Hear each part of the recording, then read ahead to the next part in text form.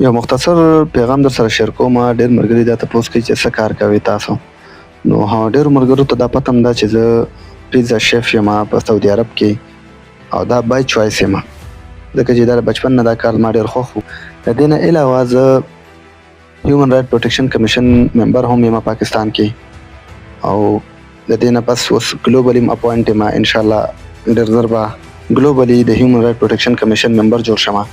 د دې نه مخکې په ماضي کې مې هم داسې د یو ارګنایزیشن سره به طور جیو پولیټیکلي انالیست کار کړی دی، او بیا هغه هم پرېښودو او وخت هم پوره شو. ځکه په دې وجه باندې ډېر ملګري راته لینکونه رالیږي، وایي تاسو په جیو پولیټیک باندې خبرې ولې نه کوئ، تاسو په دې باندې کانټینټ جوړ کړئ او ډېر به زیات خوښ کړي ستاسو خبرې خلک. زه ورته وایم دا اوس چې کومه مستي کومه دا راته پرېږدئ، دا به انجوای کومه، وروسته به ورسره ګورو انشاءالله. دا یو وړوکی غوندې ذاتي پیغام مې در سره شیر کوو چې ډېرو خلکو ته پته وي چې زه څه کوم څه نه کوم.